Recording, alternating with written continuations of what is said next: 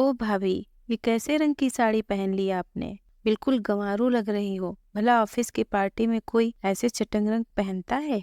मेरे भाई की नाक कटवा देंगी आप तो। हाँ बहू, रिया ठीक बोल रही है। अरे, वक्त और जगह के हिसाब से कैसे तैयार होना चाहिए। अगर तुम्हें पता नहीं है तो अपनी ननद से सीख लो। सास वंदना जी ने भी बेटी की बात का समर्थन करते हुए कहा। नैना हतप्रभ अपनी कुंवारी ननद और सास का मुंह देखने लगी, जो कल तो हल्का रंग पहनने पर उसे लंबा चौड़ा भाषण दे रही थी, और आज जब वो अपनी पसंद को दरकिनार कर उनके हिसाब से तैयार हुई तो उन्हें आज भी नैना ही गंवार लग रही थी। लेकिन उनसे बहस करने का मतलब था घर में तमाशा फैलाना। नैना की एक छोटी सी बात को सबके सामने इतना मसाला डालकर परोसा जाता था कि सबको बदहजमी हो जाती थी। नैना ने जाकर अलमारी खोली, लेकिन उसे समझ में नहीं आ रहा था कि वो क्या पहने। मायके में सबको बताने वाली कि माँ के ऊपर कौन सा रंग जचता है, पापा के चश्मे का फ्रेम कैसा होना चाहिए, भाई का हेयर स्टाइल सही है या नहीं।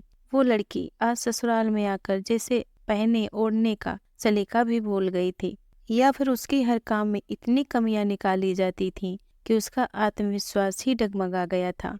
नैना अपनी अलमारी खोलकर अपने मायके की यादों में खोई हुई थी कि जतिन ने आकर पीछे से उसे चौंका दिया। अरे, आप आ गए। मैं बस तैयार हो रही हूँ, नैना हकलाते हुए बोली।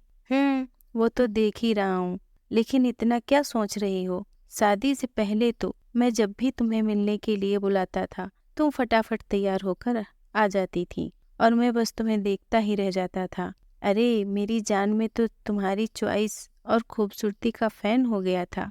फिर अब तुम इतना क्यों सोचती हो? तुम चाहे कुछ भी पहनो, बहुत सुंदर लगती हो। जतिन की बात सुनकर नैना शर्मा गई। उसके चेहरे पर एक अलग ही चमक थी, जो शायद उसके आत्मविश्वास के लौटने की थी।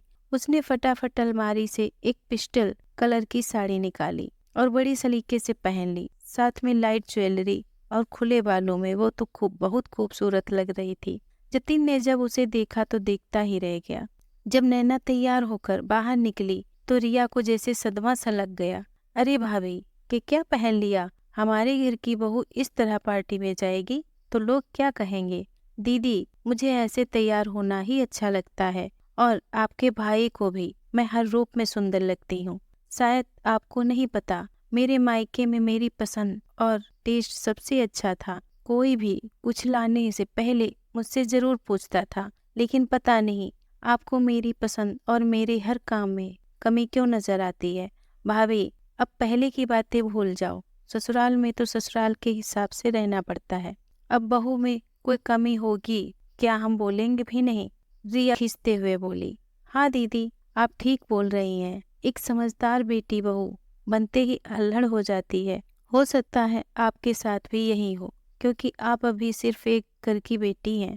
अपनी कमियां जाननी है तो एक बार अपनी शादी होने दो, फिर आपको भी पता चल जाएगा कि आप में कितनी खूबियां हैं।